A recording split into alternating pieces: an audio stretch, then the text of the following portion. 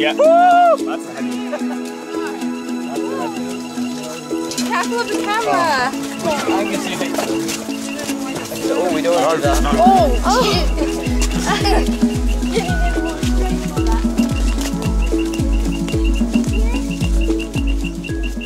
Have you ever wondered where this comes from? Well, here we are in Ghana with Isaac and Howard. So, what are we looking at? Basically, at the moment, we're looking at cocoa seedlings, and this is what is going to a full plant before you can get these chocolate bars that we are all holding at the moment. So we're going to start looking at how cocoa is grown here in Ghana. That is the life cycle of the cocoa. So at the moment, this is the cocoa seedlings. What is done is the seeds of the cocoa are brought in here as we haven't or seen them, and then it is put in these bags, that is with the soil, and then kept here for about a month for it to germinate into this size before it is transplanted back into the farms where you're going to have the whole cycle of the cocoa plant. So basically this is where it all starts before transplanting into the farm. This plant here is almost about 1 month old. 1 month old, and they need a very rich loamy soil for it to be germinated. Let's go to the farm and have a look to see where they're planted. Alright. So here we are on the cocoa farm, the cocoa plantation, and we're with Howard and Isaac and Henry here, talking about the cocoa tree. So let's see what happens next. Yeah, alright. As we discussed earlier on in our start of the journey, that before the cocoa grow into this plant, it has to be brought up from the farm earlier on here, and then it is left to go for how many years? 4 months. No, 4 years. 4 years before we get it into this plant size. And then when it's ripe, we get it in colors. Like the ripe color is in this color, and then when it's not ripe, it is here in this color. And then when it is ready to be harvested, we have the local people coming into the farm, and then they cut it all, group it at one place. And then the fruit is getting from the pod as we have here. So this is how it looks like when it is ripe. The taste? What would you say it tastes like? Like Slimy. yeah, it's really slimy. It tastes like lychees. It's really sweet. It doesn't take anything like chocolate though. No, you wouldn't expect chocolate. No. It's really good though.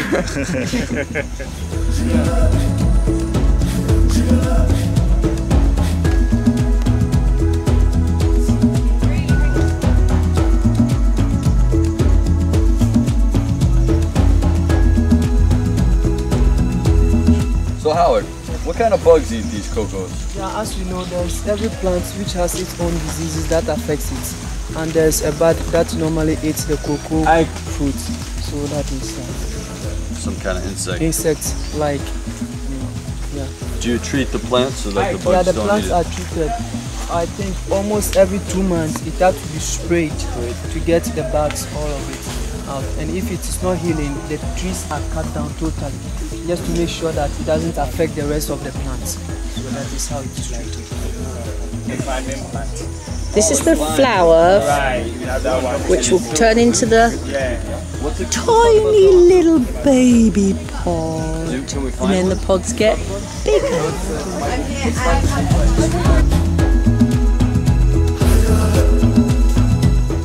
So Isaac, what are these vine-like things that are around the trees? These vines are parasites. They are weeds that they compete the nutrients with the cocoa tree, and also they climb the cocoa tree and they go to the top. And as they get to the top, they try to kill the cocoa slowly. So it's one of the challenges that we do have in the cocoa farm. What's the name of it? It's called nematode. Nematode.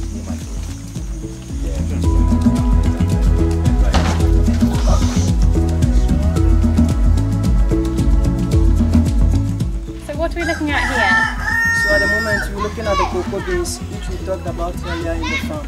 So after it has been left on the farm for 7 days, it is then brought here and then to dry. And it takes apparently 2 weeks to get it well dried before it is sent to the factories where the chocolates and the cocoa butter are made.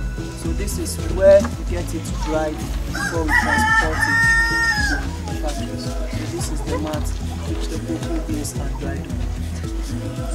In the process of drying, you try to remove the bad beans and then other debris from the beans before you pack it to the sack. So how's it transported from here to the factory? Then from here to the factory, you put it in jute bags that are sewn and then carry it to the factories. There will be some transport coming to buy them from here, from the farmers. So a big van will come and then buy it from the farmers and then take it to their factory. So how long does it take for the beans to dry? So it takes about 2 weeks to get it well dried. And in the process of drying, you try to do the sorting. You remove the bad nuts from the cocoa beans. What happens if it rains? Now, when it's going to be rain, what happens is that the farmers, they have people hanging around to watch it for them. So now, as soon as it's getting to be rained, they just come around and they cover it with this thing. Cover it like that, and they put this one too on top. And after covering it up, they will use a very big poly bag to envelope it so that they will not allow the rain to get into it.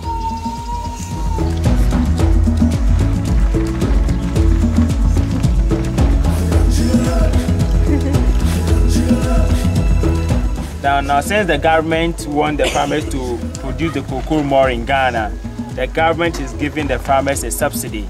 That's it has an agent that comes around to spray their cocoa and bring them some chemicals to do their cocoa production.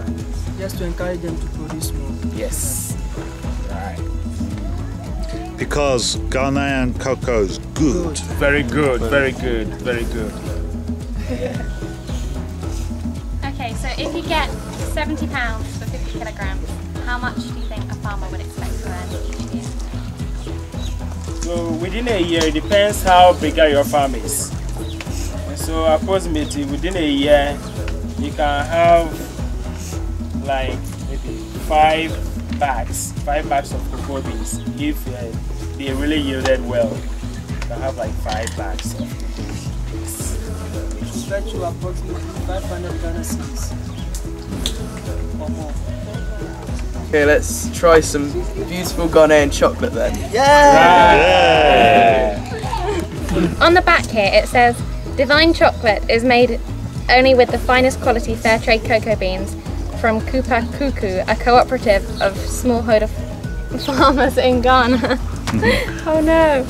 The cocoa is grown in the shade of the tropical rainforest and slowly fermented and dried in the sun by the farmers, who take great pride in the chocolate company they co-own. Choosing delicious Divine gives you guaranteed pleasure and the farmers a guaranteed fair deal, as well as a chance to invest in a better future. That's good business. Getting very excited now. Break it up then, Lucy. This guy needs some who looks after the cocoa beans. Oh yeah, butcher brown. This is Yeah, just break it into small bits. Yeah, break it up into the chunks that it's. This is 70% dark. No more chocolates in the cocoa way. Near there, yeah, take big one. Yeah. Good? Right, good. Yay!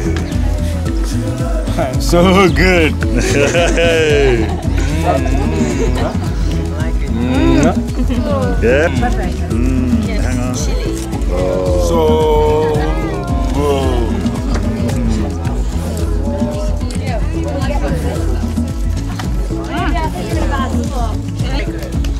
So good like Marmite.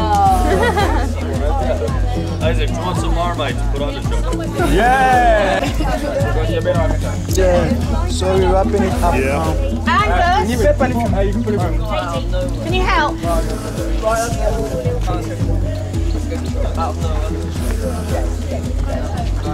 It's a wrap. Isaac, you see this symbol here? Yeah. It says fair trade. It's a symbol that means that European people make sure that the farmers that they get their product from get a fair price for it. And Vicky was telling me in geography they learnt that Divine is even better than that. So it's not just that they give a really good price to the cocoa farmer, but they involve the cocoa farmer in the marketing, and also make sure that they get the profits as well. So it's very much a cooperative. Sure. So it's actually a really good brand of chocolate. So buy Divine. Yes. Sounds a bit like an advert, but hey. But I just thought that was interesting, and that symbol there just is a good. We always look for that symbol, and we use it. We make sure our bananas, anything like that, we make sure we buy fair trade, and then the farmers get a good price. So it's important.